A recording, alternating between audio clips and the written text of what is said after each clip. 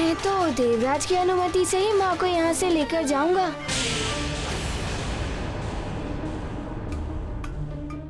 मुझे तुमसे सहानुभूति है बालक, किंतु इस बात का ज्ञात है कि देवराज अंजना को यहाँ से जाने की अनुमति कभी नहीं देंगे, क्योंकि मैं तुम्हें इंद्रदेव तक पहुंचने ही नहीं दूंगी और तुम्हें 5 दिनों तक उलझाए रखने के लिए एक सेवक ही पर्याप्त है।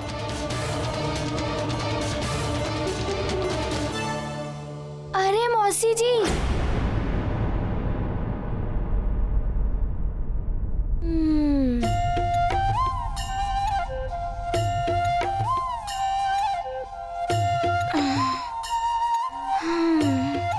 ये अतिथि गृह तो बड़ा ही सुंदर है, किंतु माँ के बिना ये गृह की सुंदरता व्यर्थ ही है।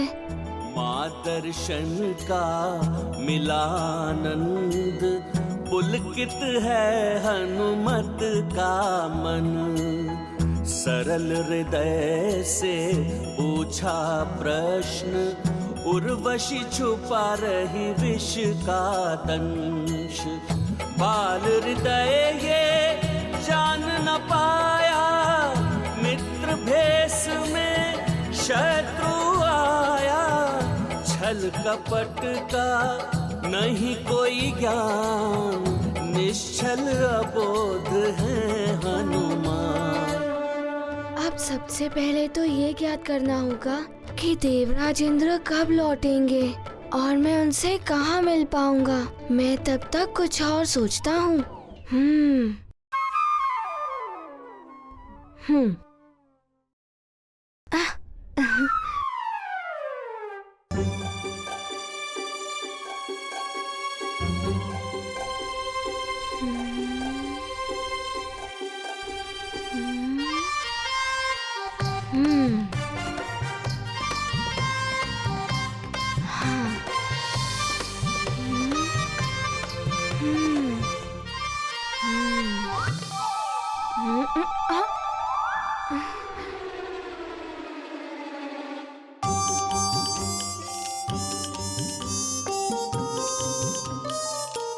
आप कौन है? मैं सेवक हूँ। मैं आपको स्वर्ग का भ्रमण कराने के लिए आया हूँ। किंतु मैं यहाँ भ्रमण करने नहीं, माँ को लेने आया हूँ। क्या आप बता सकते हैं देवराज इंद्र कब लौटेंगे और मेरी उनसे कहाँ पर भेंट हो सकती है? मैं तो सेवक हूँ, कौन कहाँ आ जा रहा है इस बात की सूचना मुझे तो नहीं मिलती। किंतु यदि आप हमारे साथ स्वर्ग भ्रमण के लिए चलें तो हो सकता है कि कहीं आपकी देवराज के साथ भेंट हो जाए। हाँ, ये हो सकता है। कदाचित इसी प्रकार देवराज से कहीं भेंट हो जाए या उनकी कोई सूचना मिल जाए। क्या सोच रहे हैं? चलेंगे हमारे साथ? हाँ, चलिए। किंतु पहले आप मुझे उसी स्थान पर ले चलिएगा जिस स्थान पर देवराज से मिलने की अधिक संभावना हो। उचित है, आइए।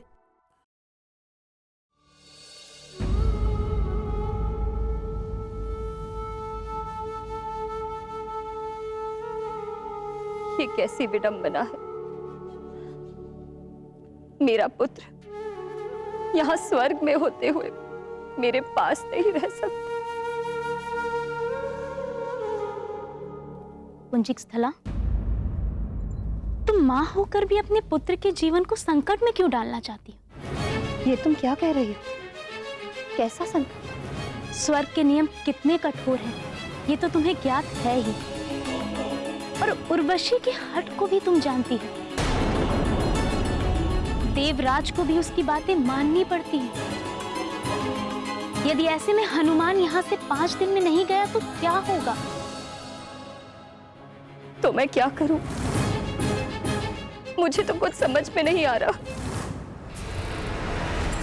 तुम्हारी पुरानी सखी हूं, इसलिए तुम्हें सतर्क करना मेरा कर्तव्य था।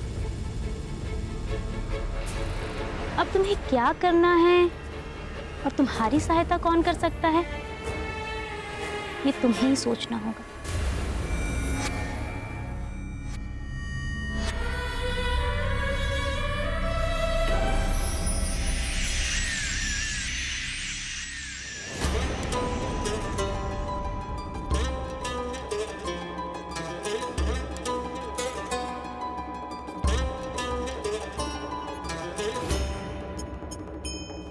हनुमान मुझे साथ लेकर जाने की अपनी हट नहीं छोड़ेगा। कहीं ऐसे में पुनः इंद्रदेव से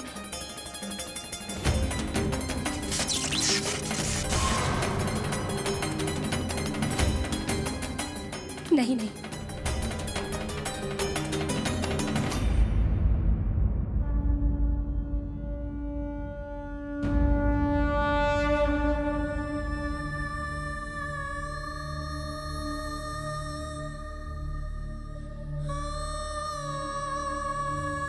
हे महादेव, इस अभागिन मां पर दया कीजिए। मेरे पुत्र पर कोई संकट न आने पाए। अब आप ही कोई उचित समाधान बताइए प्रभु।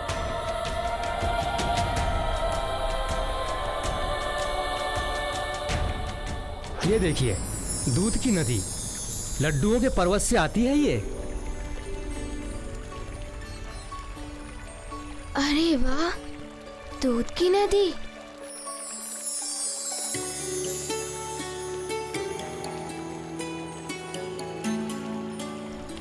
अरे वाह, और लड्डुओं का पहाड़। किंतु आप मुझे यहाँ क्यों लाए हैं? अच्छा, देवराज यहाँ प्रतिदिन लड्डू खाने और दूध पीने आते हैं। स्वर्ग में किसी को भूख और प्यास नहीं लगती, किंतु यदि आप चाहें तो आप लड्डू खा सकते हैं, दूध पी सकते हैं। लड्डू तो मुझे अच्छे लगते ही हैं, किंतु माँ के हाथ के बने हुए। वैसे भूख तो मुझे बहुत तीव्रता से लगी है। जब तक मुझे माँ को यहाँ से ले जाने की अनुमति नहीं मिल जाती, तब तक मैं कुछ ना ही खाऊंगा और ना ही पीऊंगा। पुनः सोच लीजिए, स्वर्ग की ये वस्तुएं धरती पर नहीं जा सकती।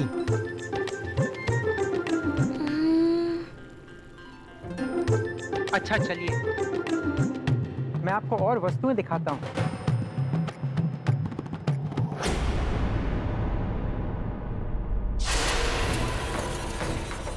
बहुत अच्छे सेवक, इसी प्रकार 5 दिनों तक उलझाए रखो हनुमान को। किंतु यदि इसी मध्य देवराज लौट आए तो उनके लिए भी कुछ व्यवस्था करनी होगी मुझे।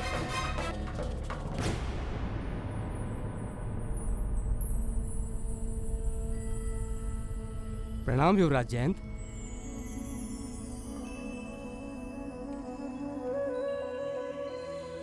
मैं जयंत हूँ, देवराज इंद्र का पुत्र। तुम हनुमान हो ना?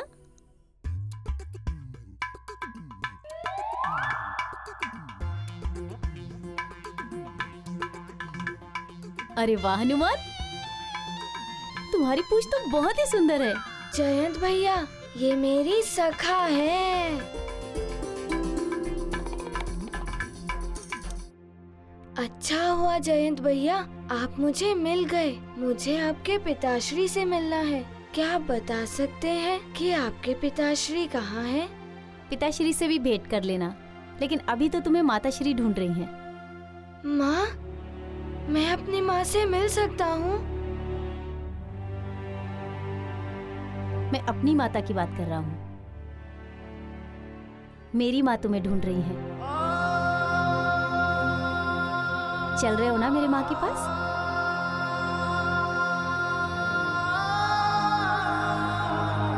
चल।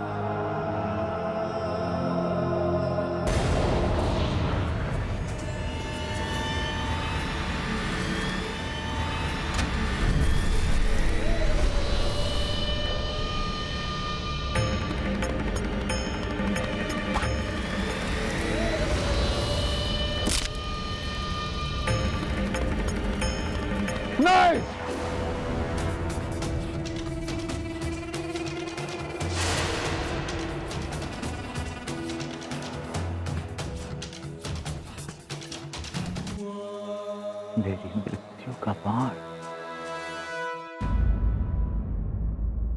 प्रणाम रानी माँ। आयुष्मान भव।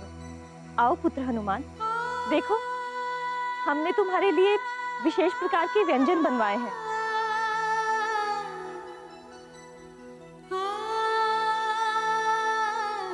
पुत्र जयंत, आओ, ये भोजन आपको भी रुचिकर लगेगा। आओ।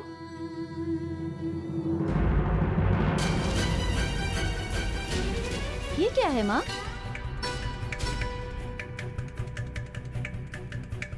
आपको तो ज्ञात है ना कि मुझे दूध के व्यंजन तनिक भी अच्छे नहीं लगते,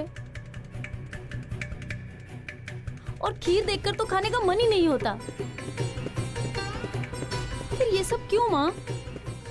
ऐसा नहीं कहते पुत्र, खाकर तो देखो, तुम्हें अच्छा लगेगा। और ये सारा भोजन मैंने स्वयं अपने हाथों से बनाया है। तो पूछ लिया होता एक बार कि मैं क्या खाऊंगा। आप रहने ही दीजिए, मुझे जो अच्छा लगेगा मैं स्वयं ही ले लूंगा। जाइए, मेरी पसंद का भोजन ले आइए। जी युवराज।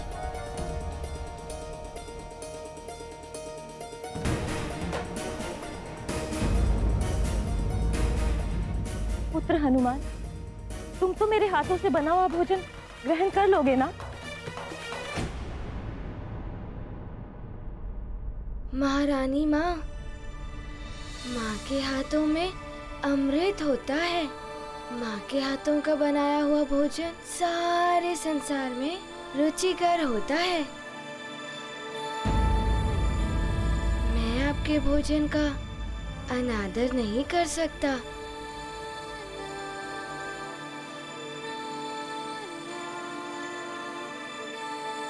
किंतु मैं क्षमा प्रार्थी हूँ, आपसे कुछ निवेदन करना चाहता हूँ महारानी माँ।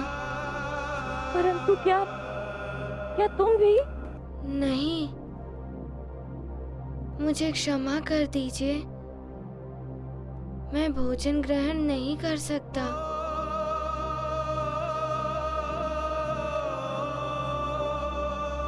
इसीलिए नहीं कि ये भोजन रुचिकर नहीं है। आपने भी मेरी माँ के भांति प्रेम से ये भोजन बनाया है हम दोनों के लिए।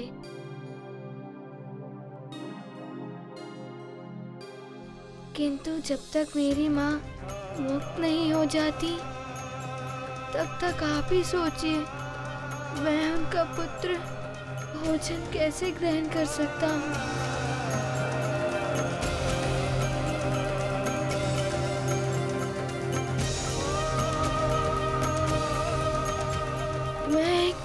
वाला भी नहीं खा सकता।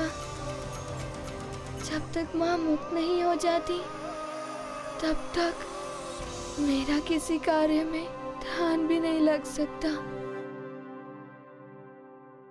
प्रेम भाव से जो भी बनाती, माँ भोजन में अमृत मिलाती। मात प्रेम जो समझ न पाया, भाग्यहीन वो कहलाया।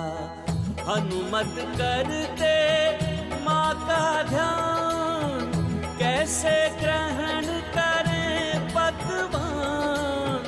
माँ को बंधन मुक्त करेंगे, फिर हनुमत निज भूख हरेंगे। ये गाथा महाबली हनुमत की, रुचिकर लीला राम भगत की। जय जय जय रघुनंदन राम, जय जय जय महाबली हनुमान। योगिनी,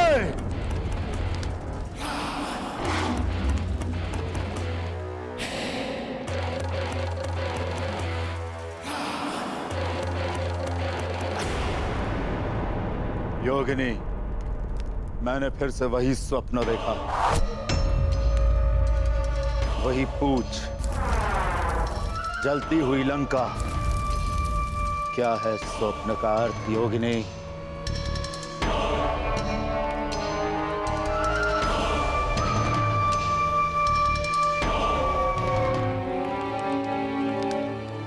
वानर से जुड़ा है नर, है संबंध कोई निकट का।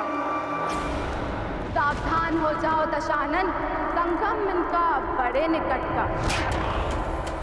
दशानन, नर और वानर संकट है आपके लिए।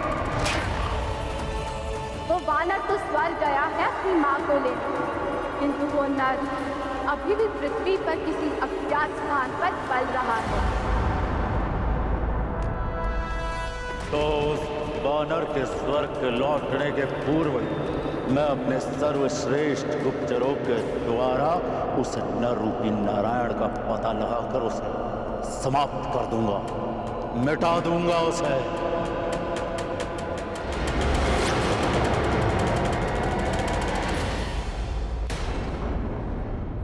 मात्र प्रेम की ऐसी भावना स्वर्ग में तो ऐसी भावना दिखाई ही नहीं देती। माँ, आपके बनाए हुए भोजन का अनादर करके मैंने बड़ी ही भूल की है। मुझे क्षमा कर दीजिए। नहीं पुत्र,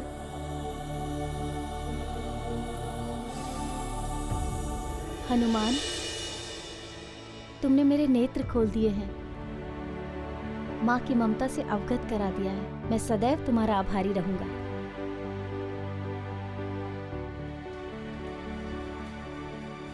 तुम्हारे जैसे पुत्र की कामना तो हर माँ करती है हनुमान।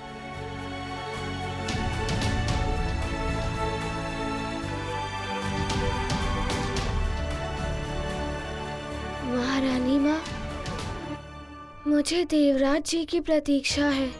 वे कब लौटेंगे? हाँ हनुमान, देवराज जैसे ही आएंगे मैं स्वयं उनसे तुम्हारी भेंट करवाऊंगी और तुम्हारा पक्ष भी रखूंगी। हनुमान, संसार में हनुमान जैसा पुत्र जिस माँ का हो, उस माँ को कोई कैसे उसके पुत्र से दूर कर सकता है। मुझे विश्वास है विजय तुम्हारे उस विश्वास की होगी जिसके भरोसे तुम यहाँ स्वर्ग लोक तक अपनी माँ को लेने के लिए आ गए। क्या किसी को ज्ञात है देवराज कब लौटेंगे?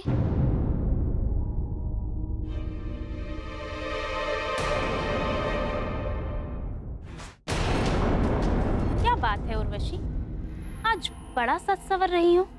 बहुत दिनों से कहीं भ्रमण पर नहीं, नवग्रहों की बिगड़ी दशा, प्रलय का भय, यही सब चल रहा था ना।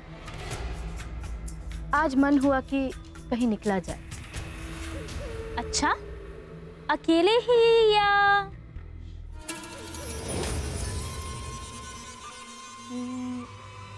मन तो है कि इंद्रदेव को साथ ले जाए, किंतु वो है कहाँ?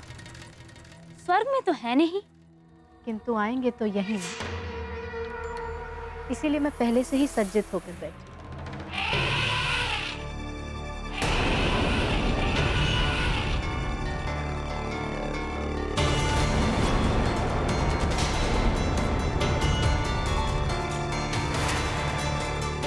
वाह, बड़ा सच्चा है तुम्हारा प्रेम। उन्हें स्मरण किया और वो आ गए।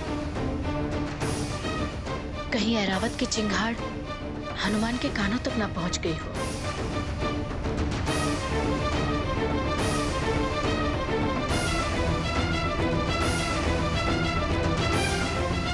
मैं जानती हूँ तुम्हारा ये प्रेम इस समय मात्र हनुमान को देवराज से दूर रखने के लिए। ये तो उसी श्वेत गजराज की ध्वनि है। हाँ हनुमान, लगता है देवराज आ गए हैं। अब आज पहले दिन ही तुम्हारी उनसे भेंट हो जाएगी।